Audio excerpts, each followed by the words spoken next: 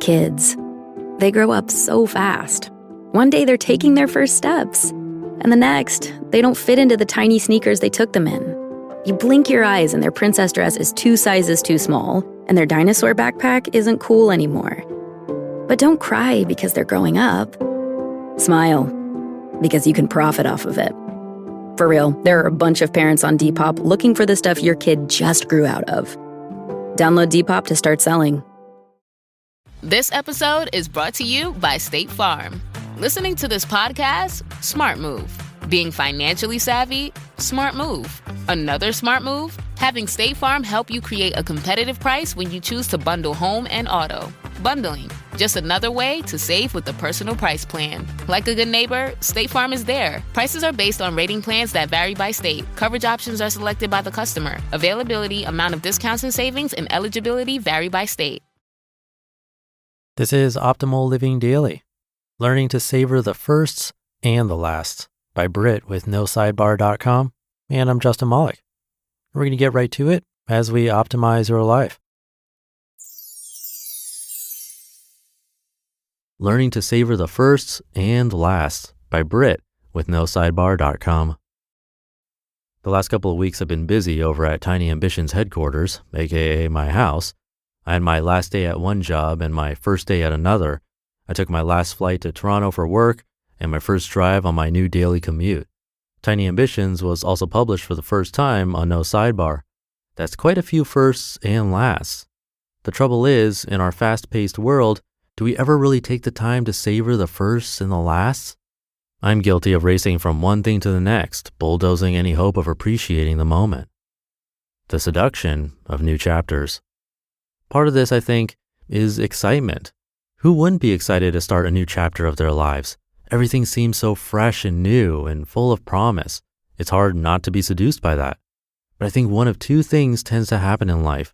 Either we go overboard and can't stop savoring the past moment, so much so that we ruin our present reality, or we take zero time to appreciate anything and move through life at hyper speed. In either scenario, we end up at the end of our lives, never having lived in the present. Is there a happy medium that could be found between being stuck in the past or racing towards the future? I think so. I've never been one to dwell in the past, with some recent notable exceptions. The past is over, and we can't relive or change it no matter how much we wish we could. The future, though, that's an entirely different story. In my mind, the future is bright and sparkly and full of infinite possibilities. By extension, then, the future is much better than the present. I'll be honest, I often find my mind racing towards the future so I don't have to deal with my present reality. The future is an escape route from the mundane. It's as if my mind believes that the future is automatically better than the present just by its very nature. The future isn't now, therefore it's better. The problem with my internal logic is that my current reality is actually pretty great. I just haven't given myself permission to slow down and notice it. Being too preoccupied with what might happen undermines our ability to enjoy what is actually happening. This isn't to say that life is always kittens and roses, because it's obviously not.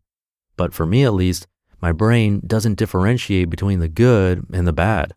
My reaction to having a great day is the same as having a not so great day. What's next? It could be the best day in the world and my brain would still kick into what's next mode. Living with intention. So what do we do about it? For me, it comes down to intentionality, and I don't mean that in a wishy-washy kumbaya kind of way. I mean it in a practical way. Applied in my real day-to-day life, intentionality looks a little something like this. When I'm hiking with Mr. TA, I'm hiking with Mr. TA. When I'm writing a blog post, I'm writing a blog post. When I'm cuddling with my cat, you better believe I'm cuddling with my cat. What I'm trying to say is, whenever I'm doing something, I'm doing that one thing and not the 20 other things on my to-do list. This might seem like a privilege, and in some cases it is. But the fact is, I am a truly terrible multitasker. I just can't do it. If I try to do more than one thing at once, my brain turns foggy and neither thing I'm trying to do gets accomplished in any meaningful way. For me, monotasking is the only way I get things done. Realizing my brain operates in a single task environment changed my relationship to everything. However, the problem with monotasking is if I'm doing something I shouldn't be, it becomes very obvious. Just last night, I should have been playing fetch with our cat. Instead, I was reading something on my phone. and Mr. TA noticed and called me out on it, which I'm grateful for. I am by no means perfect at intentionality. I am more than a work in progress. That being said, being intentional with my actions is still very important to me. That's why when I had my last ever stay in a hotel for work last week, I took 30 dedicated seconds to take in the view of the skyline before I left for my morning meeting. It's not a lot of time, but it was enough to ground me in that moment and remind me of how lucky I am. You don't have to be who you were yesterday. I wrote a couple of weeks ago about how you don't have to be who you were yesterday. It's okay to let go of the past. Maybe if I hadn't rushed through parts of my past, I wouldn't have clung so tightly to them in the present. By learning to savor the first and the last in the moment while they're actually happening to us, maybe we can let the past be the past and let the future unfold when it's good and ready to. There's been a lot of change in my life in the last couple of months. Leaving a place we both didn't really like for Northern Ontario was no easy feat, but I was so eager to leave I didn't properly savor the last of Southern Ontario. I recently started a new job, and while I did definitely savor the first day, I didn't fully appreciate the last day in my old position with all of the wonderful people I likely won't cross paths with again. I'm hoping, for now at least, that our season of change is over for the foreseeable future. I am more than ready to settle into a new daily routine in a new city with a new job. However, if all of the change in the last couple of months has taught me anything, it's that change is the only thing we can count on. It's terribly cliche, but it's also true. We never know when anything around us could change, for better or for worse. The only thing we can do is be present for whatever firsts and lasts are happening around us every single day. You just listened to the post titled, Learning to Savor the Firsts and the Lasts by Britt with Sidebar.com, and I'll be right back with my commentary. When the holidays start to feel a bit repetitive, reach for a Sprite Winter Spiced Cranberry and put your twist on tradition.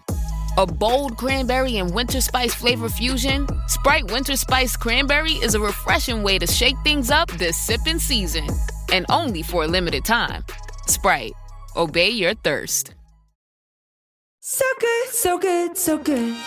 New year, new gear. Thousands of fresh active styles are at Nordstrom Rack stores now. Save on top brands like Nike, Puma, and Free People, starting at just $35. How did I not know Rack has Adidas? There's always something new. Plus, join the Nordy Club to shop new arrivals first, unlock exclusive discounts, and more. Great brands, great prices. That's why you Rack. Thank you to Britt, a guest writer on No Sidebar. If you're a longtime listener, then you've likely heard this before, but meditation is a pretty solid way to work on staying present and building up that concentration. It's not easy, but it works. And if that's not your cup of tea, then you could try monotasking like she suggested in this post. I know I've mentioned this before too, but if I try to check emails while I'm editing this show, chances are I'm going to have to redo at least one of those, if not both, or they'll both be pretty low quality. And yet I'd consider myself decent at multitasking. I can play the drums after all, and that's doing a bunch of different things at the same time. Another thing we can do, like she mentioned, is trying to take a quick pause every once in a while. Just stop, look around, have a tiny little break. But whatever you choose, it's all about slowing down just a little. Notice what's happening right now instead of what's coming next. Even 30 seconds of presence is a good place to start. Maybe you can do that right after this episode, which is pretty much now. So with that, thank you for being here and listening every day. That's how I'm able to keep going.